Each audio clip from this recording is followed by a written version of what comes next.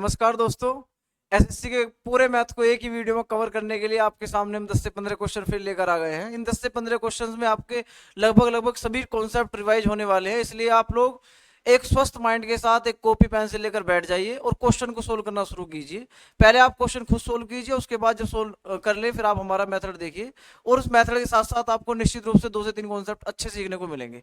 चलिए बिना देरी किए हुए हम अपनी वीडियो को शुरुआत कर लेते हैं। पहला क्वेश्चन दोस्तों, ये सीरीज हमारी 5वीं सीरीज है जिसमें अर्थमेटिक और एडवांस दोनों के क्वेश्चन चल रहे हैं। पहला क्वेश्चन देखिए, पहला क्वेश्चन अर्थमेटिक में टाइम एंड डिस्टेंस का क्वेश्चन है दोस्तों। पहला क्वेश्चन पढ़ लेते हैं, क्वेश्चन क्या है। क्वेश्चन में कहा गया है 40 किलोमीटर की दूरी तय करने में ए बी से 2 घंटे अधिक समय लेता है। यदि ए अपनी गति को दुगना कर देता है तो वह 80 किलोमीटर की दूरी को तय करने में बी से 1.5 घंटा अधिक लेता है। 120 किलोमीटर की दूरी तय करने के लिए बी अपनी समान गति से यात्रा करने में कितना समय लेगा। सिंपल क्वेश्चन है दोस्तों। सबसे पहले आप जानते हैं कि भाई, सबसे पहले आप ये देखिए 40 किलोमीटर की दूरी थी दोस्तों। शुरू में 40 किलोमीटर की दूरी है यहाँ से यहाँ तक, दो स्थानों के बीच की। ए ने बी से 2 घंटे अधिक लिए। ए जितना भी समय लेगा वो बी से 2 घंटे एक्स्ट्रा है। बी जितना भी समय ले रहा है उससे 2 घंटे अधिक ए ले रहा है। चलिए, इन्हें कह रहा है कि यदि ए अपनी गति को दुगना कर दे तो वह 80 किलोमीटर की दूरी को तय करने में। दोस्तों एक बात आप देखेंगे, यहाँ पर दूरी 80 है और यहाँ दूरी 40 है। तो सबसे पहले मैं इसी कंफ्यूजन को खत्म करूंगा। मैं इस 40 की जगह 80 कर रहा हूँ। अब आप सोचिए अगर ये दूरी भी 80 किलोमीटर होती तो ए को बी से 2 घंटे अधिक की जगह 4 घंटे अधिक लगते। तो मैं इस क्वेश्चन को 80 किलोमीटर के लिए सोल्व करूंगा और यहाँ 2 की जगह 4 घंटे अधिक बताऊंगा। अब हमने क्या कहा है, इनने कहा है कि वह 80 किलोमीटर की दूरी को तय करने में बी से 1.5 घंटा अधिक लेता। कौन लेता? ए लेता। कब? यदि ए अपनी गति को दुगना कर दे। एक बात बताइए भाई, यदि मैं अपनी चाल को डबल कर दूंगा, मान लो अगर मैं 10 किलोमीटर प्रति घंटा की चाल से कहीं जा रहा हूं, अब इसके स्थान पर मैं 20 किलोमीटर प्रति घंटा की चाल से चलूं, तो आप यदि माने अगर मैं यहाँ पर 1 घंटे का समय ले रहा हूं तो यहाँ पर आधे घंटे का समय लूंगा। क्यों? क्योंकि चाल को मैंने जैसे ही डबल करा तो समय मेरा आधा हो गया। निश्चित रूप से, क्योंकि हम जानते हैं चाल, स्पीड और समय एक दूसरे के दोस्तों इनवर्सली प्रोपोर्शनल होते हैं। ये जैसे जैसे स्पीड बढ़ेगी टाइम घटता चला जाएगा और यदि स्पीड कम होगी तो टाइम बढ़ता चला जाएगा। यहाँ पर इसने कहा है कि ए अपनी गति को दुगना करता है। अब सोचिए, अगर ए एक चाल से अपनी चाल को 2 कर दे तो समय 2 से 1 रह जाएगा, उल्टा हो जाएगा। जितना भी समय पहले लग रहा था उससे आधा समय लगेगा। लेकिन इन्हें समय कितना बताया है कि 80 किलोमीटर की दूरी को तय करने में 20 से 1.5 घंटे अधिक लेता है। तो दोस्तों सोचिए, पहले ले रहा था 80 किलोमीटर को तय करने में 4 घंटे अधिक, अब ले रहा है वो 1.5 घंटा अधिक। तो अब मुझे ये बताइए कि भाई ये 4 घंटे की तुलना में 1.5 घंटे हो गया तो कितना टाइम कम हो गया। यहाँ टाइम कम हो गया दोस्तों 2.5 घंटे का। लेकिन यहाँ पर रेशियो के आधार पर 2 से 1 हुआ है तो उसका मतलब 1 कम हो गया, तो एक हिस्से में 2.5 घंटे माना जाएगा। तो 2 हिस्से में दोस्तों 5 घंटे माना जाएगा और एक हिस्से में 2.5 घंटे माना जाएगा। इसका मतलब ये है कि ए जब शुरू में चल रहा था एक चाल से, तो अगर ए एक चाल से चल रहा था तो एक चाल से उसको चलने में 5 घंटे का समय लग रहा था और 5 घंटे का समय लग रहा था ए को कितनी दूरी तय करने में, 80 किलोमीटर की दूरी को तय करने में। अब आप सोचिए, अगर 80 किलोमीटर की दूरी को तय करने में ए को 5 घंटे का समय लग रहा था जो बी से 4 घंटे अधिक है, तो इसका मतलब बी हमारा 1 घंटे में इस दूरी को कवर कर रहा होगा। तभी तो 4 और 1 5 घंटे बैठेंगे ए का मान। तो दोस्तों इनने बी के बारे में बात करें कि बी अपनी सामान्य गति से, अब आप सोचिए बी 1 घंटे में 80 किलोमीटर की दूरी तय कर रहा था, तो इसका मतलब इसकी चाल हो गई 80/1 यानी कि 80 किलोमीटर प्रति घंटा। अब आप सोचिए 80 किलोमीटर प्रति घंटा चाल है बी की, लेकिन बी को कितना करना है कि बी अपनी गति समान गति से यात्रा करने में कितना समय लेगा। कौन सी यात्रा तय करने में भाई, 120 किलोमीटर की दूरी से कवर करनी है। 120 किलोमीटर की दूरी 80 की रफ्तार से अगर वो तय करेगा तो दोस्तों 1.5 घंटे का समय लेगा। इसका मतलब आंसर हमारा डी करेक्ट है। तो मैं उम्मीद करता हूँ क्वेश्चन आपको बहुत अच्छा लगा होगा। तो दोस्तों ये कॉन्सेप्ट आपका बस इस चीज पर निर्भर करता है कि यदि आप लोगों को इस चीज का ज्ञान है कि अगर स्पीड बढ़ रही है तो टाइम कम होगा और स्पीड घट रही है तो टाइम बढ़ेगा। चलिए, मैं उम्मीद करता हूँ ये बात आपको अच्छी लगी होगी। एक क्वेश्चन मैं दोस्तों इसी के बेस पर आपको और कराना चाह रहा हूँ अपनी तरफ से। भाई मान लो एक व्यक्ति है, एक निश्चित दूरी को तय करने में 40 मिनट का समय ले रहा है। आप बेसिक क्वेश्चन बताइए, आप एक चाल से तय करने में 40 मिनट का समय ले रहा है, आप यदि वो चाल को 1 से 2 कर दे तो समय क्या होगा, ये स्पीड है। तो टाइम मेरे दोस्तों अपोजिट हो जाएगा, 2:1 में हो जाएगा। इसका मतलब पहले अगर 2 हिस्से समय लग रहा था अब 1 हिस्सा समय लगेगा, मतलब अब आधा समय हो जाएगा। तो पहले अगर 40 मिनट लग रही थी एक निश्चित दूरी को तय करने में तो अब लगेगी दोस्तों 20 मिनट। तो इसका मतलब चाल को अगर मैं 1 से 2 करूंगा तो समय आपका 2 से 1 हो जाएगा। जैसे एक क्वेश्चन और लेते हैं, मान लेते हैं एक व्यक्ति है अपने घर से शहर गया, हमने माना उसका ये हाउस है और ये उसकी सिटी है दोस्तों। घर से शहर गया किसी काम से, यदि घर से शहर जा रहा है तो हमने माना घर से शहर गया 40 किलोमीटर प्रति घंटा की चाल से, और फिर उधर से वापस आया वो 50 किलोमीटर प्रति घंटा की चाल से। 50 किलोमीटर प्रति घंटा की चाल से वो वापस आया, 50 किलोमीटर प्रति घंटा की चाल से वो वापस आया।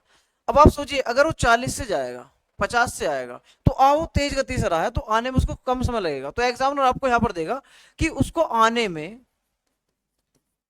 में जाने की तुलना में कम समय लगा। कितना? 2 घंटे कम लगे, 2 घंटे कम लगे हैं। तो वो कह रहा बताओ उसके घर से शहर की दूरी कितनी है। तो दोस्तों आप बस इस हमें जो एक्चुअल वैल्यू दे रखी है 2 घंटे कम दिए, मैं इसको ही एडजस्ट करूंगा। किस तरीके से करूंगा समझे भाई, वो 40 की रफ्तार से गया था और 50 की रफ्तार से वो आया, ये स्पीड का रेशियो है।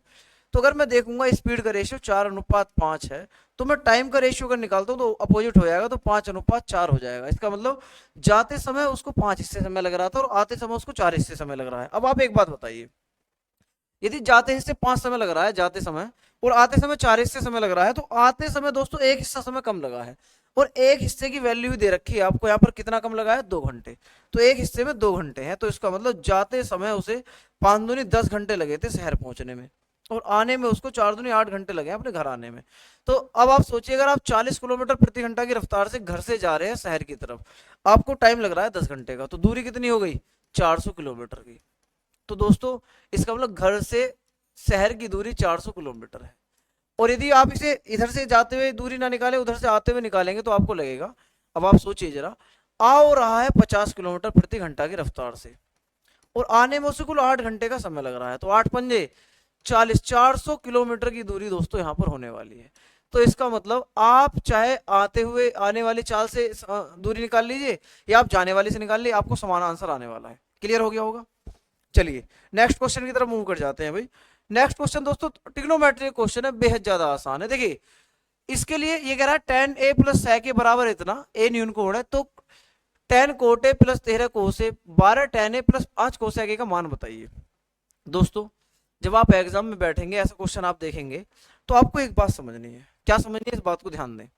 यदि एग्जामिनर कह रहा है कि sec a plus tan a, उन्हें मान लो a दे रख, कुछ भी वैल्यू दे रखी है, x दे रखी है, तो आप एक चीज जानते हैं भाई कि sec square A minus tan square ए 1 होता है। ये क्यों होता है? क्योंकि मुझे पता है sin स्क्वायर ए प्लस कोस स्क्वायर ए का मान 1 होता है। ये क्यों होता है? ये इसलिए होता है दोस्तों, आप जानते हैं कि भाई अगर एक राइट एंगल ट्रायंगल है ABC और इसमें पाइथागोरस प्रमेय अगर लगाएंगे तो AC का स्क्वायर बराबर होगा AB का वर्ग प्लस BC का वर्ग। मान लेते हैं थीटा है और मैं AC स्क्वायर से इसको डिवाइड कर दूं तो ये मुझे मिलेगा यहाँ पर 1 बराबर AB का वर्ग अपॉन AC का वर्ग प्लस BC का वर्ग अपॉन AC का वर्ग। अब AB ओवर AC थीटा के लिए दोस्तों ये परपेंडिकुलर साइड है और ये बेस है। आप जानते हैं बेस ओवर हाइपोटेन्यूज होता है कोस, तो यानी कि आ गया कोस स्क्वायर थीटा। इसी प्रकार ये मिलेगा आपको साइन स्क्वायर थीटा। तो दोस्तों इसलिए ये आइडेंटिटी एक होती है, बड़ी खास आइडेंटिटी है, बाकी सारी आइडेंटिटी इसी से बनी है। अब आप सोचिए मुझे ये sec और tan बनाना है, तो बेसिकली sec क्या होता है 1 अपॉन कोस, यानी कि नीचे कोस होना चाहिए। तो दोस्तों मैं कोस स्क्वायर से डिवाइड कर रहा हूँ दोनों साइड को। अब आप सोचो अगर मैं कोस स्क्वायर से डिवाइड करता हूँ तो ये आएगा साइन स्क्वायर ए बटे कोस स्क्वायर ए प्लस कोस स्क्वायर ए बटे कोस स्क्वायर ए बराबर आ गया दोस्तों 1 बटा कोस स्क्वायर ए। अब आप सोचिए साइन बटे कोस क्या होता है, ये होता है tan स्क्वायर ए प्लस कोस बटे कोस का मतलब 1 बराबर 1 बटा कोस स्क्वायर होता है sec स्क्वायर ए। अब आप सोचिए ये एक आइडेंटिटी बड़ी विशेष है दोस्तों, ये एक आइडेंटिटी बन गई है आपके सामने। अब यदि मैं इसमें tan को ट्रांसफर कर दूं तो मुझे देखने को मिलेगा sec square A minus tan square A is equal to 1। तो दोस्तों एक ये आइडेंटिटी है, बड़ी खास आइडेंटिटी है। ये क्या है, इसका यूज क्या है वो हम इसी क्वेश्चन में समझ लेंगे। तो अगर मैं इसको ब्रेक करूंगा तो मुझे मिलेगा दोस्तों sec ए प्लस tan ए इंटू sec ए माइनस tan ए। अब आप सोचिए ये क्यों है भाई, क्योंकि दो वर्गों का अंतर है, ए स्क्वायर माइनस बी स्क्वायर होता है, एक बार जोड़ दो और एक बार घटा दो।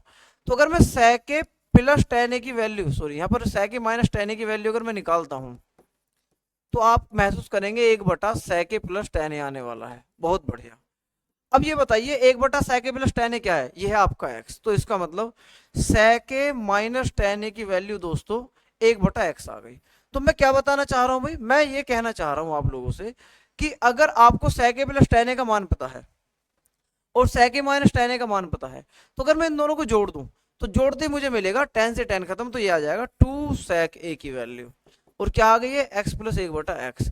तो sec a का मान दोस्तों देखने को मिलेगा आपको x² प्लस 1/2x। भाई 2 नीचे चला गया, ये इसका एलसीएम आ गया।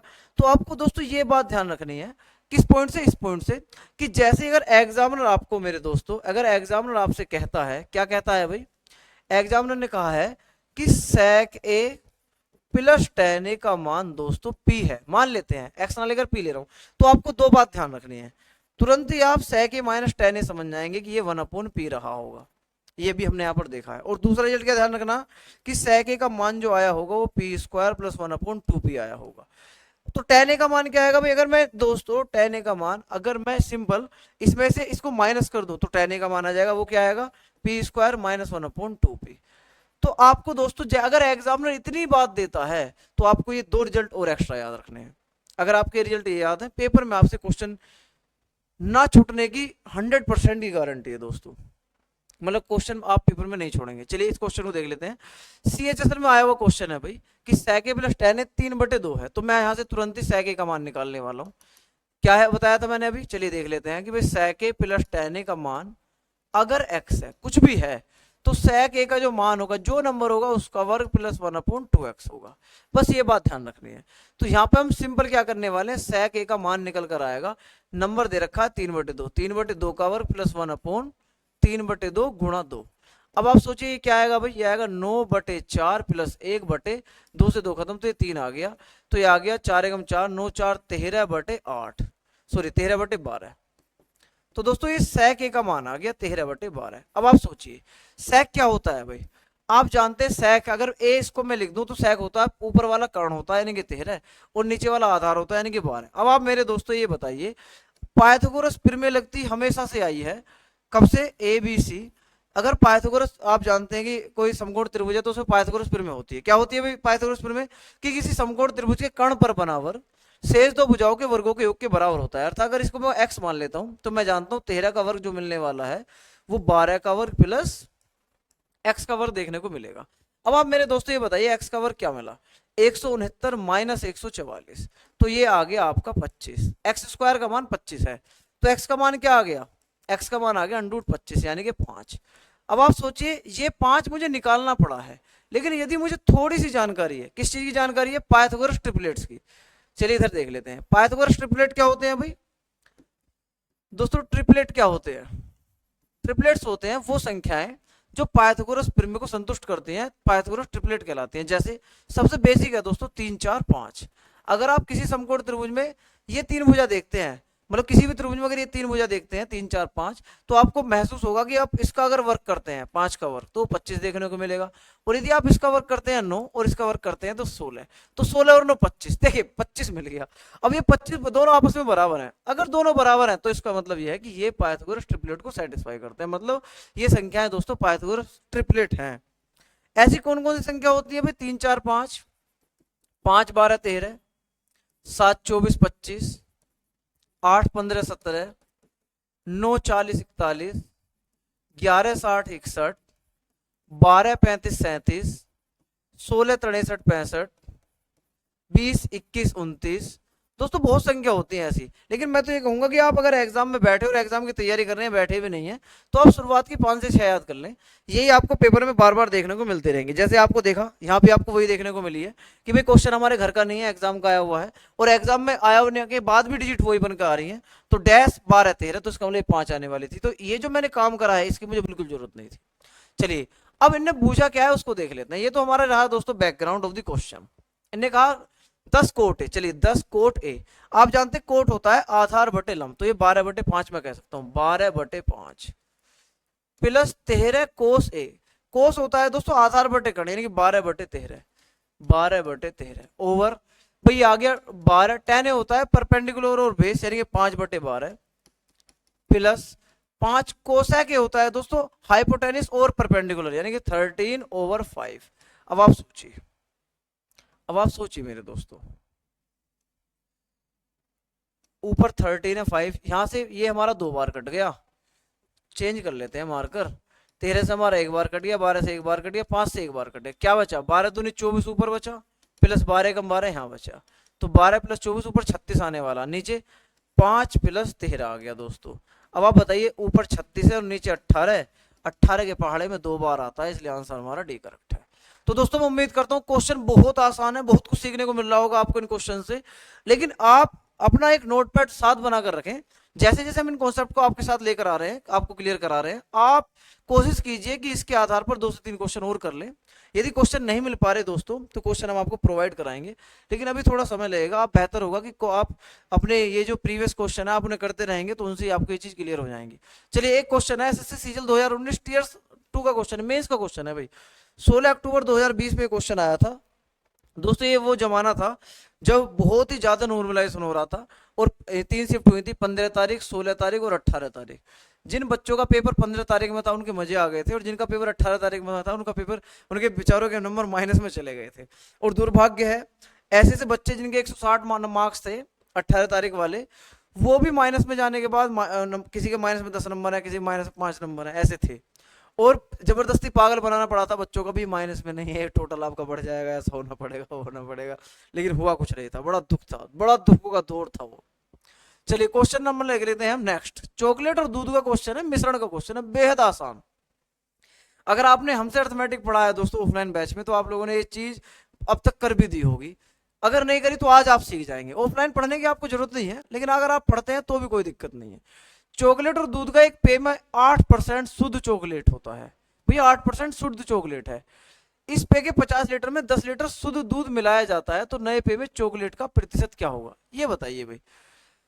भाई 50 लीटर है आपके पास मिश्रण, इसमें 2 चीजें होंगी, एक तो चॉकलेट और एक मिल्क, और चॉकलेट है 8%। अब इसने क्या करा, ये हमारे पास बैकग्राउंड है, इसने कहा कि 10 लीटर दूध आपने डाल दिया। भैया दूध के साथ छेड़खानी कर रहे हो आप, इस टाइम आप दूध मिला रहे हो तो दूध के साथ छेड़खानी कर रहे हो। तो हम क्या करेंगे, हम याद रखते हैं कि जिसके साथ छेड़खानी होगी उससे हमारा कोई लेना देना नहीं होता। अब आप क्या करेंगे भाई, तो हम दूध की जगह चॉकलेट लेंगे। कैसे? 50 लीटर में 8% चॉकलेट है, तो अब आपके पास मिश्रण 50 और 10 60 हो गए, तो 60 में कितनी चॉकलेट होगी, मैंने x मान ली दोस्तों। अब 0 से हमारा 0 खत्म, 2 से हमारा 3 बार, 2 से 4 बार, 5 चौक 20/3 दोस्तों, 6 से ही 2/3% होती है। 55 का नंबर है, सी करेक्ट है। तो कितना आसान है बताइए। तो मैं उम्मीद करता हूं ये भी आपको बहुत अच्छा लग रहा होगा, बहुत बढ़िया क्वेश्चन है भैया। चलिए नेक्स्ट क्वेश्चन की तरफ मूव कर जाते हैं। ओहो भाई, अलजेब्रा का क्वेश्चन है, विस्तार का क्वेश्चन है। देखो किस तरीके से करेंगे, पेपर में बैठे हमारे हम बिल्कुल बुद्धू व्यक्ति हैं, हमें a+b का होल स्क्वायर भी याद नहीं है, तो हम इसको किस तरीके से करेंगे। सबसे पहले बिल्कुल मेंटल वाली बात कर लेते हैं, जो हम कुछ नहीं जानते वो वाली चीजें। ये कह रहा है इसका प्रसार बताइए, हमें पता नहीं। पहली बात तो भाई, जब सारों में प्लस है तो, जब सारों में प्लस है तो आज तक तुमने देखा अगर हर जगह प्लस लग रहा हो तो कहीं माइनस लग जाओ, नहीं। तो इसका मतलब भाई यहाँ माइनस है, इसको तो वैसे ही छोड़ दो आप, इसमें माइनस है इसे भी छोड़ दो। भाई 2 ऑप्शन कट गए। अब या तो ए करेक्ट है या डी करेक्ट है। अब यार जब स्क्वायर हो ही रहा है तो 4 का वर्ग भी कहीं ना कहीं 16 मिलेगा, एक जगह तो है, पर यहाँ नहीं है, सब ऐसा काट दो, इसलिए ऑप्शन हमारा ए करेक्ट है। तो दोस्तों मैं पेपर में बैठूंगा तो इसका क्वेश्चन का आंसर सिंपल लगा जाऊंगा बिना ओपन करे, लेकिन फिर भी हम मान के चलते हैं भाई हम पे ये चीज नहीं हो पा रही, तो हम क्या करेंगे। तो आप सिंपल क्या करने वाले हैं इस बात को देख लें। भाई ये जो प्रसार दे रखा है इसने, मैं क्या करूंगा, मैं a बराबर b बराबर c बराबर 1 रख लूं, तो मैं कुछ दिक्कत नहीं है बिल्कुल। भाई तो ये आएगा आपका यहाँ 4 ही देखने को मिलेगा दोस्तों, ये 4 है, प्लस ये 3 ही मिलेगा, ये 2 मिलेगा, 4 3 7 2 9, 9 का वर्ग 81 आएगा। अब ढूंढ लो 81 कहाँ पर है, चेक कर लेते हैं। पहले नीचे शुरुआत करते हैं भाई, 81 कहाँ मिलेगा ये देखते हैं हम। जानबूझकर हम वहां से शुरू करेंगे जहां से हमें मंजिल नहीं मिलने वाली, एक एक रख देते हैं सब में। बताओ यहाँ पर भाई 4 3 7 2 9 33 45 51 61, ये 61 बैठ रहा आना चाहिए दोस्तों हमारा 81, तो उसका ऑप्शन हमारा डी नहीं है। अगर मैं इसकी बात करूंगा तो 16 में से 9 गए 7, 7 4 11, 11 में से गए -13, -13 + 12 ये आपका -1 और -16, माइनस का 17 बैठ रहा है, इसका मतलब ये भी ऑप्शन नहीं है। अगर मैं बात करूंगा बी की, तो 16 9 25, 25 4 29, 29 में से गए 5, 5 में से 12 गए दोस्तों माइनस का 7, और माइनस के 16 माइनस का 23 आएगा। इसका मतलब ये भी नहीं है। अगर मैं एक ही बात करूंगा यहाँ 81 आ गया तो ये करेक्ट है, वरना भैया क्वेश्चन ही गलत है। फिर 16 9 25, 25 4 29, 29 ये 53, 53 12 65 और 16 81। वेरी गुड भैया, बात बन गई। ऑप्शन हमारा ये करेक्ट है। तो मैं उम्मीद कर रहा हूं भाई क्वेश्चन आपको बहुत अच्छे लग रहे होंगे। अगर क्वेश्चन अच्छे लग रहे हैं तो आप इन क्वेश्चंस को दोस्तों ज्यादा से ज्यादा लोगों तक पहुंचाएं, और इतने लोगों तक पहुंचाएं ताकि जब कोई बच्चा वहां पर इनकम टैक्स में सेलेक्ट हो तो वो भी कहे कि भाई पढ़ाया तो था किसी ने हमें भी। चलिए थोड़ा आगे बढ़ जाते हैं। अभी आगे कहां बढ़ जाएंगे, आप इसका भी बेसिक तो हमने देखा ही नहीं है इसका। चलिए बेसिक देख लेते हैं। बेसिक क्या है भाई, मैं जानता हूं a plus B plus c का होल स्क्वायर। क्या जानता हूं भाई, a square plus B square plus c square plus 2ab plus 2bc plus 2ca। Clear? नहीं जानते? अच्छा नहीं जानते तो सुनिए कैसे। तो मैं जानता हूं भाई a plus B plus c का होल स्क्वायर, आप जानते हो 3 का वर्ग का मतलब होता है 3 की गुणा 3 में, और 4 की वर्ग का मतलब होता है 4 की गुणा 4 में। तो a प्लस बी प्लस सी के होल स्क्वायर का मतलब क्या रहा होगा भाई, a प्लस बी प्लस सी के होल स्क्वायर का मतलब रहा होगा a प्लस बी प्लस सी की गुणा a प्लस बी प्लस सी में। ओहो, इसका मतलब ये होता है। अब जब ये मतलब है तो सोल्व कैसे करें, कर लें बिल्कुल, बहुत सिंपल। जैसे बचपन में लगाई गई गुणा थी वही यहाँ लगानी है। एक ये में लगाएंगे तो ए स्क्वायर, बहुत बढ़िया। ए की बी में लगाऊंगा तो ए बी, प्लस ए की सी में लगाऊंगा तो ए सी मेरे दोस्तों, प्लस बी की ए में लगाऊंगा तो ए बी, प्लस बी की बी में लगाऊंगा तो बी स्क्वायर, प्लस बी की सी में लगाऊंगा तो बी सी। चलिए और थोड़ा आगे बढ़ जाते हैं, थोड़ी सी गुणा और लगा लेते हैं। सी की ओर बची है, सी की ए में लगाऊंगा तो ए सी, प्लस सी की बी में लगाऊंगा तो बी सी, प्लस सी की सी में लगाऊंगा तो सी स्क्वायर। अब मुझे बताइए मेरे दोस्तों, ए स्क्वायर पहले लिख लेते हैं, बी स्क्वायर उसके बाद लिख लेते हैं, और सी स्क्वायर उसके बाद लिख लेते हैं। Very good. अब देखिए ए भी कितने हैं आपके पास, अगर आप देख पा रहे हैं ए भी आपको यहाँ देखने को मिल रहा है, ए भी आपको यहाँ देखने को मिल रहा है, तो 2 ए भी मिल गए दोस्तों। ए सी यहाँ मिल रहा है, ए सी यहाँ मिल रहा है, तो 2 ए सी यहाँ देखने को मिल गए, और बी सी यहाँ है और बी सी यहाँ है, तो 2 बी सी आपको यहाँ देखने को मिल गए। तो इसका मतलब सिंपल एक फॉर्मूला होता है ए प्लस बी प्लस सी का होल स्क्वायर बराबर जो मैंने यहाँ लिखा था। अब दोस्तों इसको ही मैं यहाँ ओपन करा है, ए का वर्ग प्लस बी का वर्ग प्लस सी का वर्ग प्लस 2ab 4 ते 12 दूनी 24 प्लस 2bc 3 दूनी 6 दूनी 12 और प्लस 2ca 4 दूनी 8 दूनी 16। तो ये सिंपल क्वेश्चन था। तो मैं उम्मीद करूंगा हूं भाई अच्छा लग रहा होगा क्वेश्चन आपको। चलिए नेक्स्ट क्वेश्चन की तरफ मूव कर जाते हैं। क्वेश्चन क्या है, ओ भाई भैया नाव धारा क्वेश्चन है। चलिए वीडियो पॉज कीजिए, आप क्वेश्चन सोल्व कीजिए। क्वेश्चन सोल्व होने के बाद आप कमेंट में आंसर भी बताइए, और उसके बाद क्वेश्चन को मतलब वीडियो को दोबारा शुरू कीजिए, और उसके बाद आप हमारा सोल्यूशन देखिए। तो मैं उम्मीद करता हूँ आप लोगों ने किया होगा ये काम। अगर नहीं किया तो कोई बात नहीं, आप दोबारा कर लीजिए। और अगर आपके करने की इच्छा नहीं कि हम कुछ ना करें, लाइब्रेरी में बैठकर बस अपने हाथों को बांध कर देखते रहें कि भाई टीचर सोल्व कर रहा है, हम करते रहेंगे, अच्छा लग रहा है, बस हो रहा है क्वेश्चन बिना करे कुछ हो रहा है, बहुत अच्छा लग रहा है, पेपर ऐसे नहीं निकलने वाला। आपको करना ही पड़ेगा, आज ना तो कल करोगे। हमारे कहने से ना करोगे, किसी और के कहने से करोगे भाई, क्योंकि एक कहावत है कि जो अपनों की नहीं सुनते उन्हें गैरों की सुननी पड़ती है, और जिन्हें अपने छोड़ देते हैं वो गैरों के हाथ लग जाते हैं। तो आप भैया हमारी सुन लो, मान जाओ मेरी बात। एक नाव 2 घंटे 20 मिनट में 20 किलोमीटर धारा के अनुकूल और 30 किलोमीटर धारा के प्रतिकूल जा सकती है। देखिए भाई 20 किलोमीटर धारा के इस तरफ धारा के अनुकूल और 30 किलोमीटर धारा के प्रतिकूल, ये अनुकूल है प्रतिकूल, कितने से समय में भाई 2 घंटे 20 मिनट में। चलिए ठीक है आगे बढ़ते हैं। यदि यह 49 मिनट में, फिर 49 मिनट चल रही है, देख रहे हो भाई उल्टी सीधी डिजिट लेकर आ रहा है एग्जामिनर भी, सीपीओ का क्वेश्चन है भाई। 10 किलोमीटर धारा के अनुकूल, 10 किलोमीटर गया धारा के अनुकूल, 8 किलोमीटर धारा के प्रतिकूल जाता है, तो धारा के अनुकूल नाव की चाल, मुझे यहाँ चाल निकालनी है कितनी है दोस्तों। अब आप मुझे एक बात बताइए यार, अनुकूल चाल निकालने का मतलब यहाँ चाल निकालना है। अगर मैं यहाँ चाल निकालूंगा तो इसको खत्म कर लूं, तो एक दो तरीके हैं, या तो मैं इसको सिंपली एक को काट लूं दूसरा मिल जाएगा, तो मैं सिंपल यहाँ पर अगर देख पा रहा हूँ, अगर यहाँ 3 की गुणा लगा दो तो ये 30 हो जाएगा, और ये फिर कट भी जाएगा। चलो तो 3 की गुणा लगा लेते हैं, तो 49 दिया 147, यहाँ 147 मिनट आ गई, और यहाँ पर 2 घंटे 20 मिनट का मतलब क्या है भाई दोस्तों, आप जानते हैं, किसी ने करवा दिया क्या? 2 घंटे 20 मिनट का मतलब है 140 मिनट। इस 2 घंटे 20 मिनट को मैं 140 मिनट कह सकता हूँ। अब सोचिए आप, इसमें से मैं इसको घटा रहा हूँ भाई, तो 147 में 140 के तो 7 मिनट बचे। अब ये 10 या 30 है, सॉरी दोस्तों ये 20 था भाई, 20 ही बनाना है मुझे, मैं क्षमा चाहता हूँ इसके लिए। आप जरा, हम दोस्तों यहाँ पर 3 की नहीं 2 की गुणा लगाते हैं। चलिए भाई हम यहाँ पे लगा रहे हैं दोस्तों 2 की गुणा। 2 की गुणा क्यों लगा रहे हैं? क्योंकि 10 दूनी 20 हो जाएगा, 20 से 20 कट जाएगा। तो अगर मैं 2 की गुणा यहाँ लगाता हूँ तो ये आएगा आपका 140 मिनट, तो ये है।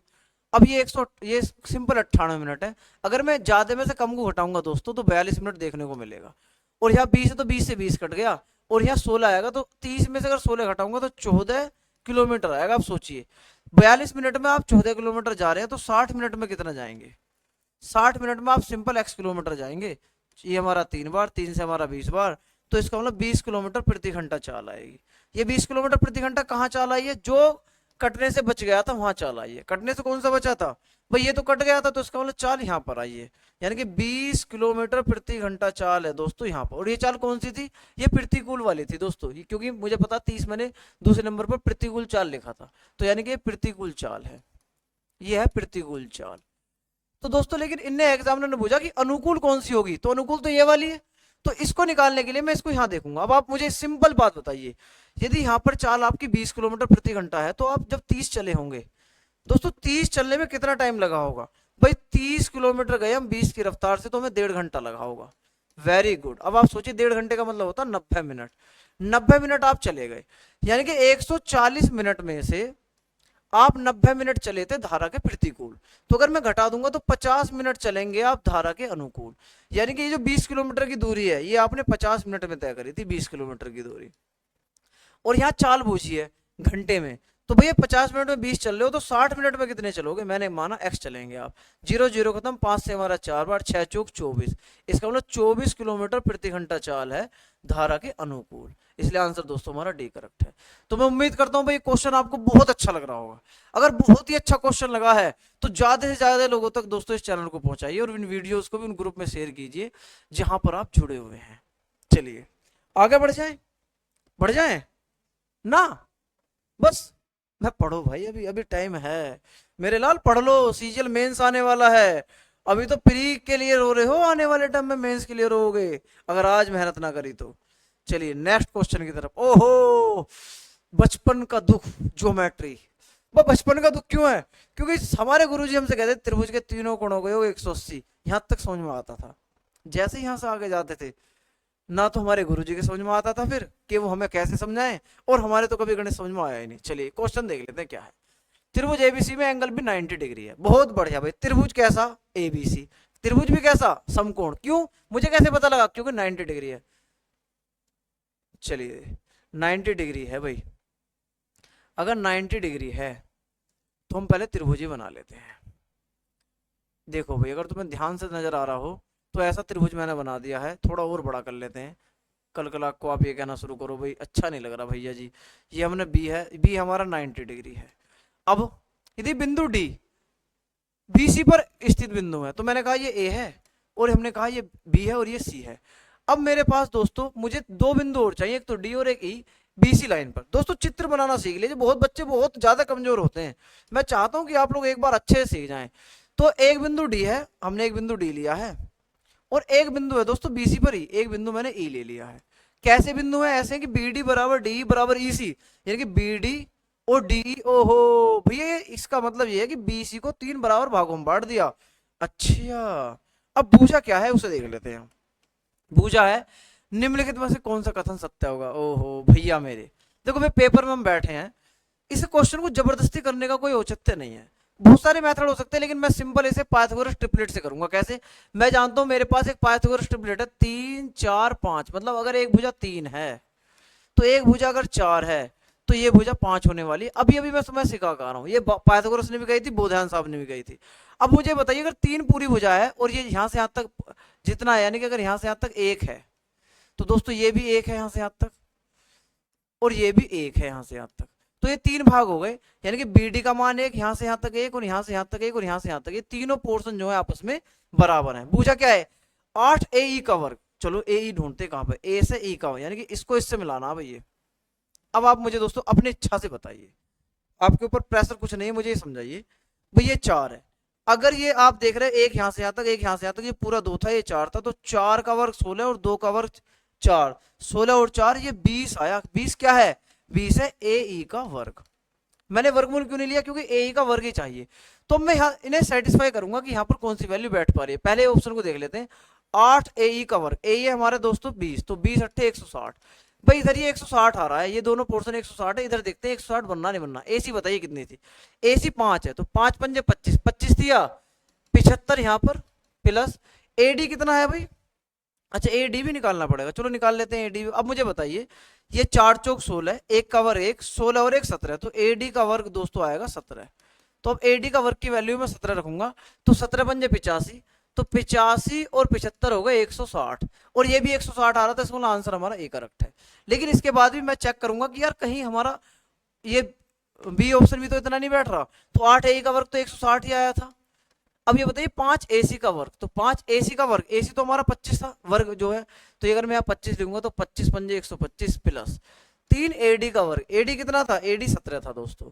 अब आप बताइए 25 पंजे 125 प्लस 17 थे 51, इसका मतलब है 125 और 51 अगर आप देखेंगे तो 176 आएगा, आना 160 था, तो उसका मतलब ऑप्शन नंबर दोस्तों हमारा बी भी कट गया, यानी कि बी ऑप्शन नहीं है। बात करूंगा भाई सी की, तो सी भी नहीं आने का दोस्तों, ना ही हमारा डी आएगा, इसलिए आंसर हमारा ए करेक्ट है। तो अगर ऐसा क्वेश्चन आप आता है तो सिंपल आप वैल्यू पुट कीजिए, आपको क्वेश्चन करने में बिल्कुल भी तकलीफ नहीं होगी। इसमें दोस्तों एक स्टैंडर्ड रिजल्ट मैं आपको समझाना चाहता हूँ समकोण त्रिभुज के आधार पर। देखिए एग्जामिनर मेंस में खासकर जो आपसे रिजल्ट पूछता है वो ये है, वो एक समकोण त्रिभुज बनाएगा दोस्तों। समकोण त्रिभुज बनाने के बाद नामकरण करेगा ए बी सी। अगर उसने नामकरण कर दिया और यहाँ पर 2 बिंदु लेगा, वो एक बिंदु लेगा मेरे दोस्तों इस लाइन पर, मैंने कहा इस लाइन पर बिंदु डी कह दिया, और एक लेगा इस पर, इसको मैंने ई कह दिया। फिर उसके बाद ये क्वेश्चन जो पूछना शुरू करेगा वो इन पॉइंट्स को मिलाएगा। किन पॉइंट्स को मिलाएगा भाई, ए से मिलाएगा ई के वर्ग को, और सी से मिलाएगा डी को। और फिर बताओ क्या कहेगा, वो कहेगा कि भाई ये बताइए ए ई का वर्ग प्लस ए का वर्ग प्लस सी डी का वर्ग किसके बराबर है। भाई ए ई का वर्ग प्लस सी डी का वर्ग किसके बराबर है, तो आप सिंपल याद रखेंगे कि इसका वर्ग प्लस का वर्ग होता है ए सी का वर्ग प्लस, अगर मैं इस लाइन को जोड़ कर दूं दोस्तों इसका वर्ग, यानी कि डी ई का वर्ग। ये स्टैंडर्ड रिजल्ट है। ये दोस्तों ये डी और ई कहीं भी पॉइंट हो सकते हैं, लेकिन वो इनको भी स्पेसिफाई करता है। कैसे करता है इस बात को और समझेंगे आप। जैसे मैं इसको यहां बताना चाहूंगा, एग्जामिनर आपसे कहेगा कि भाई ये समकोण त्रिभुज है, ठीक है। अब अगर ये समकोण त्रिभुज है, इसके नामकरण कर दिया हमने, ए इसको कह दिया, बी इसको कह दिया और सी इसको कह दिया। अब इसका मिड पॉइंट लेगा वो डी, और यहां पर इसका मिड पॉइंट लेगा वो ई। फिर एग्जामिनर कहेगा कि सी डी का वर्ग प्लस ए ई का वर्ग बताइए किसके टर्म में होगा। अब दोस्तों 2 रिजल्ट निकल कर आएंगे, बड़े खास रिजल्ट, जरा ध्यान देंगे। आप देखेंगे ए ई का वर्ग प्लस सी डी का वर्ग। अगर मैं इस रिजल्ट के आधार पर देखूंगा तो ये मिलेगा मुझे ए सी का वर्ग प्लस ई डी का वर्ग, यानी कि डी ई का वर्ग। दोस्तों ये तो ऊपर वाले सामान्य रिजल्ट की तरह आ गया, लेकिन एग्जामिनर एक चीज आपसे जानना चाहता है। वो क्या जानना चाहता है, ये जानना चाहता है कि क्या आपको ये बात पता है कि अगर ये दोनों रेखा हैं और इनका मिड पॉइंट यहाँ पर है, ये दोनों मिड पॉइंट है, तो अगर ये दोनों रेखाओं के मिड पॉइंट को मिलाकर तीसरी रेखा ड्रॉ कर दी जाए तो ये लंबाई में तीसरी भुजा की आधी होती है और इसके समांतर भी होती है। अर्थात ये जो आपने जहां डी लिखा है, डीई दोस्तों क्या है, ये कुछ नहीं है, ये एसी की आधी है। तो एग्जामिनर आपसे यह जानना चाह रहा है कि एसी के टर्म में बच्चा इस रिजल्ट को जानता नहीं जानता, तो डी के का मान लिखूंगा मैं एसी बटे 2 का होल स्क्वायर।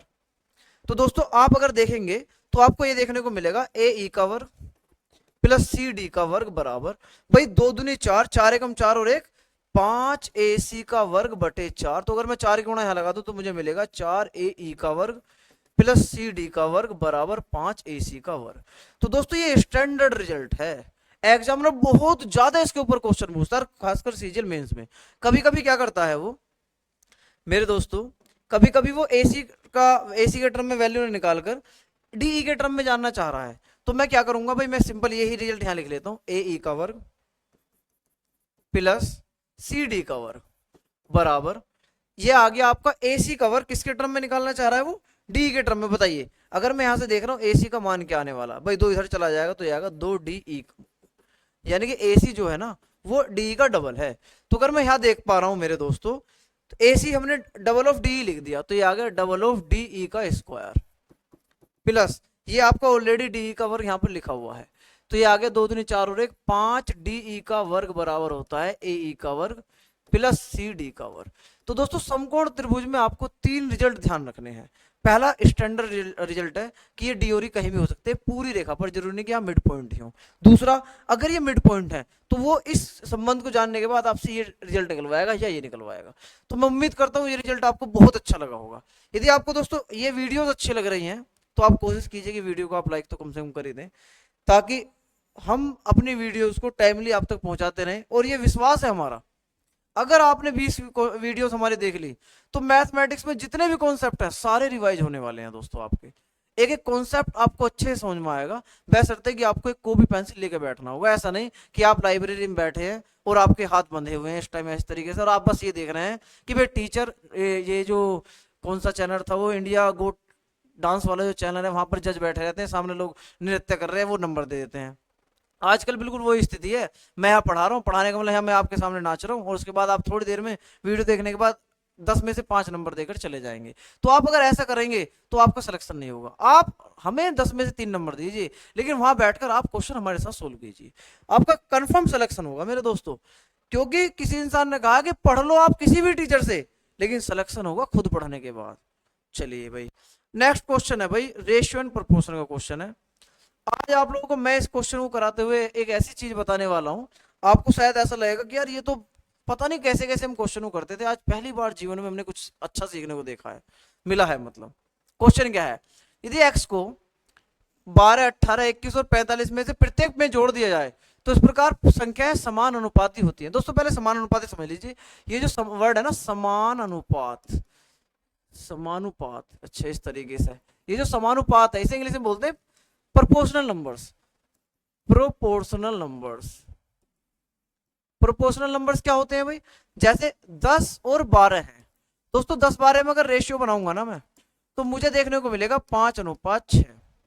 लेकिन अगर इसके स्थान पर मैं कुछ दूसरे नंबर ले लूं, जैसे मैंने ले लिया 30 और 36, और अगर मैं यहाँ रेशियो बना रहा हूँ 30 और 36, तो यहाँ भी आपको 5:6 ही देखने को मिलेगा। तो ये जो 5:6 और 5:6 यहाँ पर है, तो इसका मतलब मैं कहूंगा 10, 12, 30 और 36 ये समान अनुपात में संख्या है। समान अनुपात का बेसिक मतलब होता है कि शुरू की दो का जो रेशियो होगा 10/12 वो बराबर होगा 30/36 के। वास्तव में देखते हैं भाई, क्या अगर मैं देखूंगा 2 से 5 बार, 2 से 6 बार, अगर मैं देखूंगा यहाँ पर 6 से 5 बार और यहाँ 6 से 6 बार, तो ये भी 5/6 और ये भी 5/6। इसलिए ये जो नंबर कहलाएंगे ये प्रोपोर्शनल नंबर कहलाएंगे दोस्तों। अब इसने क्या कहा है, इसने कहा है कि भाई 12, 28, 21, 45 के प्रत्येक पद में क्या जोड़ा जाए कि ये समान अनुपात हो जाए। तो दोस्तों इसके दो तरीके हैं। एक तो ये तरीका कि भाई मैं x जोड़ दूं, अगर मैं मेरे दोस्तों में x जोड़ूंगा तो ये संख्या मुझे देखने को मिलेगी 12 + x, और ये देखने को मिलेगी मुझे 28 + x, ये देखने को मिलेगी मुझे 21 + x, और ये देखने को मिलेगी मुझे 45 + x। और अगर मैंने पेपर में बैठकर ऐसे करना शुरू करा, आप समझ जाइए कि 1 साल अब दोबारा तैयारी करके आएंगे। फिर हम जब दोबारा तैयारी करेंगे, दोबारा पेपर में बैठेंगे, उसके बाद हमारा सिलेक्शन होगा, क्योंकि ये क्वेश्चन अब आपके निश्चित रूप से 2 से 3 मिनट लेके जाने वाला है।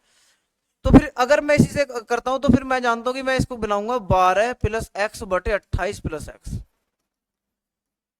यहां पर क्या भाई 21 + x बटे 45 + x। अब दोस्तों आप इसको बराबर में लिख के सोल्व करना शुरू करें। x का मान पता नहीं कितना लंबा क्या आएगा, और उसके बाद हमारे अंदर कॉन्फिडेंस भी बच पाएगा कि क्वेश्चन आगे सोल्व करने या छोड़ने हैं, या अगले साल दोबारा तैयार करना, तो अपने आप को तैयार करके आना है। तो आप जब एग्जाम में ऐसे क्वेश्चन को देखें तो ऐसा कुछ भी ना करें। क्या करना है, सिंपल आपको दोस्तों, यहां से जो सोल्व करेंगे वही वैल्यू वहां निकल कर आएगी। कैसे निकल कर आएगी, बस मैं ये बताना चाहता हूं कि जब आप एग्जाम में यहां पर बैठे तो आप सिंपल एक काम करें कि इनमें से किसी एक पेयर में से या तो पहले नंबर को जोड़ सोच लें या दूसरे नंबर को सोच लें। मैं प्रत्येक पेयर में से पहले नंबर पर काम करूंगा। कैसे मैं करूंगा कि भाई ये 12 है, तो मैं कहूंगा x में मैंने 12 जोड़ दिया। क्लियर, पहले नंबर में मैंने x में 12 जोड़ दिया, यहां पर क्या करूंगा, फिर मैं x में 21 जोड़ूंगा। दोस्तों भाई प्रत्येक पेयर में से पहला नंबर उठा लो या दूसरा उठा लो, कोई सा भी उठा लो, लेकिन अगर आपने यहाँ पहला उठाया तो यहाँ भी आपको पहले ही उठाना है, और अगर यहाँ पर आपने दूसरा उठाया तो यहाँ भी आपको दूसरा ही उठाना है। और क्या करेंगे, अगर आप पहले वाले पेयर में से आपने एक नंबर उठा लिया तो फिर दूसरे पेयर का डिफरेंस देखेंगे कितना है। भाई 45 में से अगर मैं 24 घटा दूं तो दोस्तों, सॉरी 21 घटा दूं तो 24 का अंतर है। और इसी प्रकार अगर मैं यहाँ देख रहा हूँ 28 में से 12 घटा दूं तो यहाँ पर दोस्तों 16 का अंतर है। अब मैं इसे सिंपल सोल्व करूंगा, 8 से हमारा 4 बार, सॉरी 3 बार, और 8 से हमारा 2 बार, तो ये आ गया 3x + 12 × 36 बराबर 2x प्लस 21 दूनी 42, तो 3x में से अगर 2x गया तो x बचा, बराबर 42 में 36 गए तो 6 आ गया। इसका मतलब एक ऐसी संख्या यहाँ पर 6 है दोस्तों, अगर मैं प्रत्येक पद में 6 जोड़ दूंगा तो ये संख्या समान अनुपात में हो जाएंगी। चेक कर लेते हैं, 12 और 6 18, पहली संख्या 18 आ गई, दूसरी संख्या आएगी दोस्तों 18 और 6 34। अगर मैं बात करूंगा 21 और 6 27, और अगर यहाँ बात करूंगा तो जाएगा 51। तो अगर मैं यहाँ से 2 से भाग करूँ तो 2 से हमारा 9 बार और 2 से 17 बार, और यहाँ पर 3 से भाग करूंगा तो 9 बार और 3 से भाग करूंगा 17 बार, बिल्कुल वही आ गया। तो इसका मतलब x का मान दोस्तों 6 ही है। लेकिन पूछा क्या है इनने, ये नहीं पूछा, इसने पूछा है, इसने कहा है मुझसे कि भाई 6 यहाँ पर पुट करने वाला हूं। तो मेरे दोस्तों अब आप मुझे ये बता दीजिए, अगर मैं 6 सिंपल पुट करूंगा, 6 और 3 9, और 6 चौक 24 और 1 25, 9 और 25 का मध्यानुपात ही निकालना है। तो आप जानते हैं मध्यानुपात का मतलब बीच वाली संख्या। बीच वाली संख्या कैसे निकालते हैं, इन दोनों के गुणनफल का वर्गमूल ले लेते हैं। ऐसा क्यों करते हैं इसे भी चलो सुन लेते हैं। भाई ये 3 गुणा 5, तो 5 तिया 15 है, तो भाई ये करेक्ट है। तो इसका आंसर तो हमारा ये आ गया।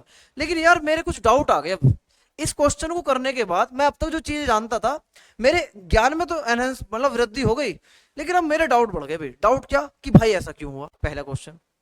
दूसरा क्वेश्चन कि अरे मध्यानुपात ऐसा क्यों है। तो चलिए इसको क्लियर कर लेते हैं दोस्तों। मान लेते हैं यहाँ पर जो संख्या थी 12 18 21 45, ये ना होकर मान लो संख्या थी ए बी सी डी, ये नंबर थे हमारे पास, ठीक है भाई।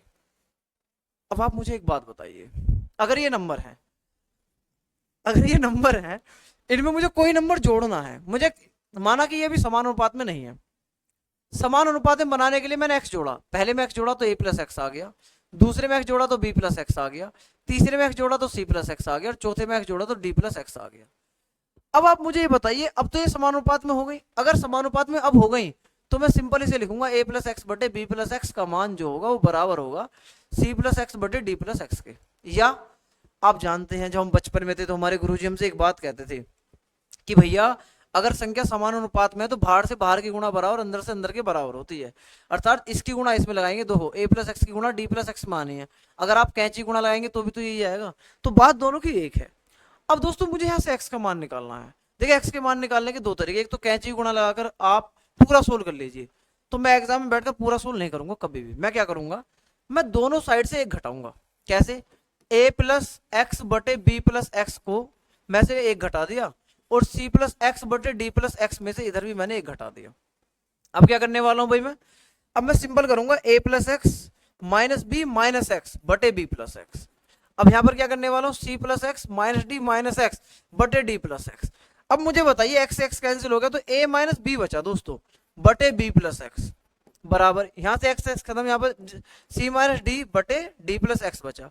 अब यदि दोस्तों मैं इसको सिंपल करता हूं तो इसकी गुणा इधर लगाऊंगा तो मुझे देखने को मिलेगा a minus B into X plus D, बराबर यहां पर मुझे देखने को मिलेगा c minus D into B plus x.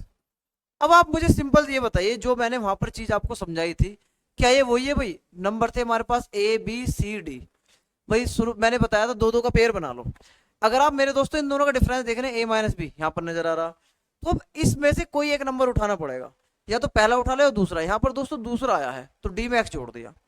तो अगर आपने इस पेयर का दूसरा यहाँ लिखा तो यहाँ पर इस पेयर का दूसरा लिखा हुआ होगा, तो देखो बी में x जुड़ रहा है और यहाँ पर इनका डिफरेंस यहाँ पर ये है। तो आप जब एग्जाम में बैठे तो ऐसा कुछ ना करके सिंपल बस ये याद रखें, ताकि ऐसा क्वेश्चन आपको देखने को मिले तो आप तुरंत ही इनमें से चारों नंबर में से एक नंबर लें। मैंने क्या लिया था भाई, x प्लस 12 लिखा, यानी कि प्रत्येक पेयर से पहला वाला उठाया, इधर भी और इधर भी, तो x प्लस 12 में फिर इनका डिफरेंस यहाँ लिख दिया और इनका डिफरेंस इसके साथ लिख दिया, सोल्व करा, बहुत जल्दी हमारा आंसर आ गया। तो दोस्तों ये बहुत ही कारगर, बहुत ही बिंदास मेथड है। अब बात कर लेते हैं भाई हम किस चीज की, ये जो मध्यानुपात था ये क्या था, मध्यानुपात का मतलब क्या था, यानी कि मिड पॉइंट कह रहा हूं, सॉरी मिड रेशियो। मध्यानुपात, मध्यानुपात का मतलब मिड रेशियो। हाँ तो कह दो यार, वेरी गुड। मिड रेशियो, जैसे हमारे पास दो नंबर है a एंड b, एग्जामिनर कह रहा कि इनका मध्यानुपात बताइए, तो क्या करने वाले हैं भाई, मध्य का मतलब सिंपल होता है बीच वाला नंबर। तो मैं क्या करूंगा भैया जी, मैं a और b के बीच में एक नंबर x मान लूंगा कि मध्यानुपात है। अब मैं जानता हूं कि अगर मध्यानुपात है तो ये, अगर मैं ये देख रहा हूँ शुरू के दो का रेशियो, यानी कि a और x का जो रेशियो होगा वो x और b के रेशियो के बराबर होगा, x और b के रेशियो के बराबर होगा। तो हम सिंपल ये बात कहते हैं कि जब आपके पास समानुपात में संख्या बनाने के लिए 4 ना हो, 3 हो, तो बीच वाली को 2 बार लिख दो। तो मैंने x लिया बीच वाला, 2 बार लिख दिया, x यहाँ पर और x यहाँ पर। और मैं जानता हूं कि भाई समानुपात का मतलब सीधा सिंपल बात होती है कि बाहर से बाहर की गुणा बराबर अंदर से अंदर के, यानी कि a गुणा b बराबर x गुणा x, यानी कि x स्क्वायर का मान आ गया ए बी, तो x का मान आ गया दोस्तों अंडर रूट में ए बी। तो इसका मतलब मुझे ये पता लग गया, अगर 2 नंबर देकर एग्जाम में आपसे कहता मध्य अनुपात निकालिए, जैसे हम आपसे कहे कि भाई 16 और 25 का मध्य अनुपात निकालो, तो आप सिंपल 16 गुणा 25 करेंगे, उसका वर्गमूल ले लेंगे, ये 4 आ गया, ये 5, तो 20 आ जाएगा। और मध्य अनुपात का मतलब होता उन दोनों के बीच वाली संख्या। चलिए, तो भाई ये क्वेश्चन भी आपको ठीक लगा होगा। चलिए नेक्स्ट क्वेश्चन की तरफ मूव कर जाते हैं भाई। ओहो भाई, नेक्स्ट क्वेश्चन है अलजेब्रा का, बहुत ज्यादा आसान क्वेश्चन है। मैं चाहता हूं कि आप एक बार इसे ट्राई कर लें, क्योंकि इसके ऊपर मुझे 3-4 रिजल्ट समझाने हैं। अगर आपको समझ में आ गए तो बहुत आसान आपको अलजेब्रा लगना लगेगा दोस्तों। वीडियो पॉज कीजिए, क्वेश्चन सोल्व कीजिए, फिर बताइए कैसा लग रहा है। क्या क्या अभी अभी लिया, अभी बिठाया।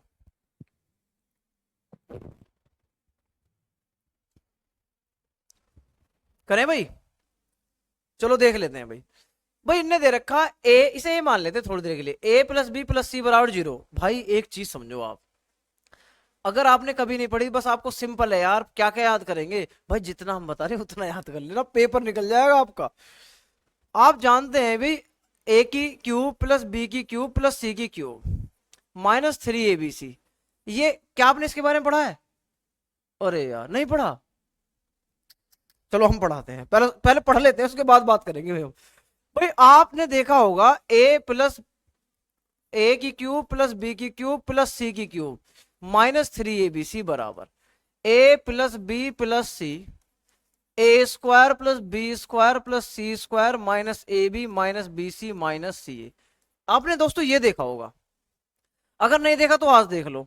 और ये अगर आप पूछते कि ये कहां से आया है, तो मैं इसका सिंपल से जवाब ये दूंगा कि भाई आप ए प्लस बी प्लस सी की या तो होल क्यूब निकाल लो। ये क्या होती है? ये होती है दोस्तों ए की क्यूब प्लस बी की क्यूब प्लस सी की cube plus 3 a plus b into B plus c into c plus a. अब इसको आप सिंप्लीफाई करेंगे तो ए की cube plus b cube plus c cube minus 3 ABC निकालकर बाकी सारे टर्म को उधर लेके जाएंगे, तो आपको दोस्तों कहीं ना कहीं ये नंबर देखने को मिलेगा। एक तो ये तरीका है। दूसरा तरीका क्या है? दूसरा तरीका ये है कि आप ए प्लस बी की होल क्यूब भी लेकर चले, लेकिन इसके साथ साथ प्लस सी की whole cube minus 3 ABC whole ले लें, और आप इसको सिंप्लीफाई करके फैक्टर निकालते जाइए, आपको ये रिजल्ट दोस्तों देखने को मिलने वाला है। तो मैं फिलहाल इसको आगे फर्दर सोल्व करता हूं, इसको किसी दिन और दूसरे वीडियो में दोस्तों सोल्व करके दिखाएंगे।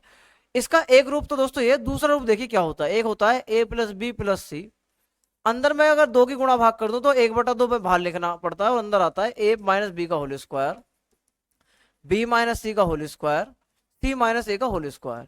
ऐसा क्यों है, इस बात को आप 1 मिनट में समझ लेंगे दोस्तों, क्योंकि मैं जानता हूं भाई a square plus B square plus c square minus a b minus b c minus c a, ये होता है half of a minus b का whole square plus b minus c का whole square plus C minus a का whole square. इसका use क्या है, इस बात को आप देख लें। एग्जामिनर कभी कभी ये कहता है कि भाई ए का मान है 656, बी का मान है 657 और सी का मान है 658। फिर एग्जामिनर आपसे कहता है कि ए की क्यूब प्लस बी की क्यूब प्लस सी की क्यूब माइनस 3 ABC की वैल्यू बताइए क्या होने वाली है। तो दोस्तों अगर मैं इसी फॉर्मूले में वैल्यू पुट करता हूं तो मैं गुणा भाग नहीं कर पाऊंगा, तो मैं सिंपल क्या करूंगा, मैं नीचे वाले फॉर्मूले में वैल्यू पुट करूंगा। कैसे? कि हाफ ऑफ तीनों का टोटल। अब आप देखो तीनों का टोटल, भाई तीनों में 1 का डिफरेंस है, तो ये जो बीच का नंबर है आप इसको 3 गुना कर दो, तो ये तीनों का टोटल ही आपको डायरेक्ट देखने को मिलेगा। आप देख सकते हैं जोड़कर, अंदर ए माइनस बी का डिफरेंस, इन दोनों का डिफरेंस कितना भाई? इनका डिफरेंस है 1, 1 का वर्ग आएगा दोस्तों 1। बी माइनस सी का डिफरेंस, इन दोनों का डिफरेंस भी 1 है, इसका वर्ग भी 1। अब सी और ए का डिफरेंस, इनका डिफरेंस है 2, तो 2 का वर्ग आ गया दोस्तों 4। तो अगर मैं सिंपल देखूंगा 4 5 6, 6 का आधा करूंगा तो 3 आएगा, तो 3 गुणा 657, इसका मतलब है 9 गुणा 657। अब 9 गुणा 657 का मतलब है भैया मेरे 9 सत्ते 63, 6 9 पंजे 45, 51 5 9 छिक्का 54 5 59, तो इसका मतलब 5913 इसका आंसर आने वाला है, अगर एग्जामिनर ऐसे क्वेश्चन पूछता है तो। लेकिन मैं आपको यहाँ पर ये समझाना नहीं चाह रहा था, मैं आपको क्या बताना चाह रहा हूँ दोस्तों, इस बात को आप देख लें। एक बात बताइए भाई आप दोस्तों, अगर यहां पर इसको दे रखा है और मैं a प्लस बी प्लस सी को थोड़ी देर के लिए जीरो कह दूं, तो आप देख रहे हैं मुझे मिलेगा a की क्यूब प्लस b की क्यूब प्लस c की क्यूब माइनस 3abc बराबर ये जीरो। दोस्तों भाई ये मैंने जीरो कह रखा है, जीरो गुणा कुछ भी तो जीरो आएगा। तो सिंपल अब a की क्यूब प्लस b की क्यूब प्लस c की क्यूब का मान आ गया 3abc। तो दोस्तों ये वैल्यू मुझे देखने को मिल गई। इसका मतलब है a की cube plus b cube plus c cube 3abc। अगर मैं abc से डिवाइड कर दूं, मैं abc से डिवाइड कर दूं तो मुझे देखने को मिलेगा a की क्यूब बटे abc प्लस b की क्यूब बटे abc प्लस c की क्यूब बटे abc। तो यहां पर मुझे देखने को मिला दोस्तों 3। तो अगर मैं इससे भाग करूंगा तो ये मुझे मिलेगा a स्क्वायर बटे B C plus B square बटे सी ए प्लस सी स्क्वायर बटे ए बी। तो ये देखने को मिला दोस्तों आपको 3। दोस्तों ये रिजल्ट आपको डायरेक्ट ध्यान रखना है, एग्जामिनर इसे देकर कभी कभी ये पूछ लेता है तो आपको सीधे 3 लगा कर आना है। लेकिन मेरा मकसद यहाँ पर आपको ये रिजल्ट बताने का था कि भाई अगर a plus B plus c बराबर 0 है तो a की cube plus b cube plus c cube बराबर होता है 3abc। दोस्तों ये 3abc केवल यही संभव है? मैं कहूंगा नहीं। और कहां संभव है भाई? मैंने एक बात और देखी है कि इसी का जो फॉर्मूला है a plus B plus C minus 3abc जो है ये इसके बिल्कुल बराबर है। ये बराबर कब है? यानी कि अगर a plus B plus c 0 है तो भी ये कंडीशन सत्य है। अगर ये वाली कंडीशन यानी कि a माइनस बी का whole square plus b minus c का whole square plus C minus a का होल स्क्वायर अगर 0 हो जाए तो क्या ये सारा 0 होगा? नहीं होगा। वेरी गुड, यानी कि फिर भी 0 होगा। और आप जानते हैं अगर इसका वर्ग 0 इसका वर्ग 0 इसका वर्ग 0 है। आप मुझे ये बताइए भाई, आपको हमने काफी बार पढ़ाया है कि अगर X square plus Y square plus Z square 0 आ जाए, ये कब संभव है? अरे वाह, वेरी गुड। ये x बराबर वाई बराबर जेड अर्थात जब तीनों ही बराबर 0 के हों ये तभी संभव है। तो दोस्तों यहां पर अगर इस संख्या का वर्ग प्लस इसका वर्ग 0 है तो इसका मतलब एक सिंपल है कि a माइनस बी का मान 0 रहा होगा यानी कि a का मान b रहा होगा। इस यहाँ पर b माइनस सी का मान 0 रहा होगा यानी कि b का मान c रहा होगा। अब ये कह रहा है a b है और b कह रहा है मैं तो c हूं, तो इसका मतलब तीनों कह रहे हैं हम तो एक दूसरे के हैं, यानी कि a बराबर b बराबर c है। अर्थात मैं कहना चाह रहा हूं मेरे दोस्तों कि अगर a बराबर b बराबर c है तो भी a की क्यूब प्लस b की क्यूब प्लस c की क्यूब बराबर होती है 3abc के। तो दोस्तों आपको ये दो रिजल्ट याद रखने हैं पेपर के लिए। क्या भाई? कि अगर a plus B plus c 0 है तो a की cube plus b cube plus c cube 3abc होती है। और यदि एक कंडीशन होती है कि अगर a तीनों बराबर हो तो भी ये कंडीशन है, यानी कि a की cube plus b cube plus c cube 3abc के अगर बराबर है तो दो रिजल्ट निकल सकते हैं। क्या क्या? एक तो उन तीनों का टोटल 0 हो और दूसरा जब वे तीनों आपस में बराबर हों। दोस्तों इसका एप्लीकेशन क्या है एग्जाम में, इसको समझ लीजिए आप। भाई इसका एप्लीकेशन एग्जाम में है क्या? तो दोस्तों इसका सिंपल जवाब मैं आपको देना चाहता हूं एक क्वेश्चन को कराने के माध्यम से, यानी कि एक क्वेश्चन को कराने के बाद। देखिए इसका एप्लीकेशन क्या है। एग्जामिनर आपसे कहता है कि भाई x माइनस 1 की whole cube plus x minus 2 की whole cube plus x minus 3 की होल क्यूब बराबर है 3x माइनस 1 x माइनस 2 और x माइनस 3 इसके बराबर है। एग्जामिनर कहता फाइंड x। भाई x बताइए कितना होगा। तो आपको दोस्तों इस क्वेश्चन को रिलेट करना है उसी कंडीशन से। कैसे? मान लो ये a है तो ये a की क्यूब प्लस b की क्यूब प्लस c की क्यूब बराबर 3abc है। तो ये कब संभव है भाई? या तो a plus B plus c बराबर 0 हो या a बराबर b बराबर c हो। तो अब सोचिए पेपर में कौन सा होगा? भाई पेपर में आपको ध्यान रखना है ऑप्शन के आधार पर। यहां से भी आप चेक कर सकते हैं। जैसे मान लो इस क्वेश्चन में मान लेते हैं ये वाली कंडीशन सेटिस्फाई हो गई तो मैं क्या करूंगा? मैं करूंगा सिंपल कि भाई x माइनस 1 बराबर होगा x माइनस 2 के। अब दोस्तों एक बात होता है x से अगर x कट गया तो माइनस 1 क्या बराबर होता है माइनस 2 के? नहीं होता। तो इसका मतलब ये वाली कंडीशन यहाँ तो सेटिस्फाई नहीं हो रही। तो एक कंडीशन बची, मैं इसको देखता हूँ ये सेटिस्फाई होगी नहीं होगी। तो इसका मतलब है x minus 1 plus x minus 2 plus x minus 3 बराबर 0 आ गया। तो 3x माइनस 6 बराबर 0। तो 3x का मान आ गया 6 तो x का मान आएगा दोस्तों 6/3 यानी कि 2। तो x का मान मेरे दोस्तों 2 देखने को मिलेगा। तो ऐसे क्वेश्चन में x का मान आ गया 2। तो सिंपल ये था कि भाई ये जो कॉन्सेप्ट है ये आपको बहुत खास है, ध्यान रखना है। और ये दो तरीके से अप्लाई होता है। अब इस क्वेश्चन को हम देख लेते हैं क्या है। ये कह रहा है कि भाई a plus B plus c बराबर 0। तो मैं जानता हूं a की क्यूब, सोचिए a की पावर 1/3 है, इसकी क्यूब करूंगा तो 3 से 3 घटकर a ही आने वाला है। तो इसका मतलब है अगर a plus B plus c बराबर 0 तो a की क्यूब यानी कि a मिलेगा, b की क्यूब यानी कि b मिलेगा और c की क्यूब यानी कि c मिलेगा। तो a प्लस a की cube plus b cube plus c की क्यूब बराबर 3a इंटू बी इंटू सी, ये देखने को मिल रहा है दोस्तों। अब क्या इसने हमसे इसी की वैल्यू पूछी है, इसने हमसे पावर 6 की वैल्यू पूछी है, तो मैं जानता नहीं, तो मैं यहाँ बटे की पावर तीनों खत्म करने के लिए दोनों साइड की क्यूब कर रहा हूं, तो मुझे देखने को मिलेगा a प्लस बी प्लस सी की होल क्यूब बराबर, तो 3 की क्यूब आएगा दोस्तों 27 a b c। तो मैं उम्मीद करता हूँ ये बात समझ में आ गई होगी। अब मुझे दोस्तों 6 बनाना, तो 3 को 6 का मतलब डबल करना यानी कि वर्क करना। तो a प्लस बी प्लस सी की पावर 6 का 3 का मैंने डबल और कर दिया यानी कि दोनों साइड का वर्क कर दिया। तो 27 का वर्ग लिखना पड़ेगा, ए का वर्ग लिखना पड़ेगा, बी का वर्ग लिखना पड़ेगा, सी का वर्ग लिखना पड़ेगा। 27 का वर्ग कितना होता है भाई? अरे भैया जी कितना होता है? अच्छा 729। तो ए स्क्वायर बी स्क्वायर सी स्क्वायर, तो आंसर आ गया दोस्तों हमारा बी। तो इसका मतलब इस क्वेश्चन के माध्यम से आपने देखा ए प्लस बी प्लस सी से कितने क्वेश्चन बन सकते हैं। दोस्तों मैं उम्मीद करूंगा कि आप लोगों को कंटेंट बहुत जबरदस्त लग रहा होगा। यदि आप लोगों को अपने सीजीएल मेंस तक की अच्छी तैयारी करनी है और यदि आप लोग चाहते हैं कि हमारे एक ही वीडियो में बहुत सारे कॉन्सेप्ट रिवाइज हो जाएं, इवन कि 10 से 15 वीडियो में हमारे पूरा मैथ ही रिवाइज हो जाए, तो आप कोशिश कीजिए कि हमसे जुड़िए और ज्यादा से ज्यादा बच्चों को हमसे जोड़ने की कोशिश कीजिए। नेक्स्ट क्वेश्चन की तरफ मूव कर जाएं, चलिए देख लेते हैं नेक्स्ट क्वेश्चन क्या है।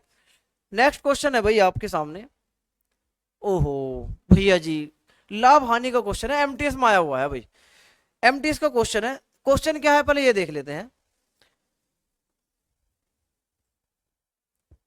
चलिए इस क्वेश्चन को और देख लेते हैं भाई, उसके बाद जो बचे हुए क्वेश्चन उसे नेक्स्ट टाइम करेंगे भाई, ठीक है।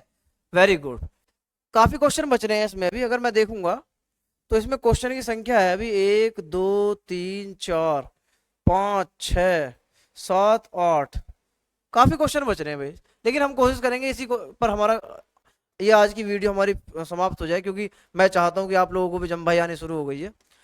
एक वस्तु एक को 180 में बेचा गया, वस्तु दो को 240 में बेचा गया, वस्तु एक पर लाभ 20% और वस्तु दो पर हानि 20% है, दोनों वस्तुओं के लागत मूल्य में योग कितना? अरे भैया बहुत ज्यादा सिंपल क्वेश्चन है। एक बात बताओ भाई, 180 में बेचा गया और 20% का लाभ है, इसका मतलब सिंपल 120% दे रखा है 180, तो 100 कितना? एक्स मान लें। 100 क्या होता है भाई आप जानते हैं, मैं क्या आपके दुनिया जानती है, लागत मूल्य होता है 20 से कितनी बार? 6 बार, 20 से 5 बार, 6 से हमारा 30 बार, 5 या 15, इसका मतलब पहली वस्तु की कीमत है भाई 150 रुपए की। पहली वस्तु 150 रुपए में खरीदी गई, ये सिंबल रुपए का है, उदय जी ने दिया था आप जानते हैं। अब कह रहा वस्तु दो 20% हानि पर हुई, बेची गई, 240 की बेची लेकिन 20% हानि, सोचो अगर 100% की लाए भी होंगे हम और 20% हानि पर बेच दे तो 80% की रह गई। वेरी गुड भैया, तो यानी कि 80 की वैल्यू दे रखी है 240, तो एक की वैल्यू आ गई 3 रुपए भाई, 0 से 0 खत्म, 8 से 3 बार, तो एक हिस्से का मान 3 रुपए, तो 100 का मान कितना आ गया? 300 रुपए। इसका मतलब पहली वस्तु में खरीद कर लाया 150 रुपए की और दूसरी वस्तु खरीद के लाया दोस्तों मैं 300 रुपए की और दोनों वस्तु खरीद के लाया मैं 450 रुपए की, इसलिए आंसर दोस्तों हमारा ए करेक्ट है। तो बहुत अच्छा लगा होगा, बहुत अच्छी सीरीज लगी होगी। अगर आपको सीरीज कंटेंट कॉन्सेप्ट सब अच्छे लगे हों तो दोस्तों इस वीडियो को ज्यादा से ज्यादा लोगों तक पहुंचाएं। चैनल को आप जानते हैं 3 4 नाम में लेने की जरूरत नहीं है, तो भाई बने रहिए, अपना ध्यान रखिए और अच्छी तैयारी कीजिए। धन्यवाद।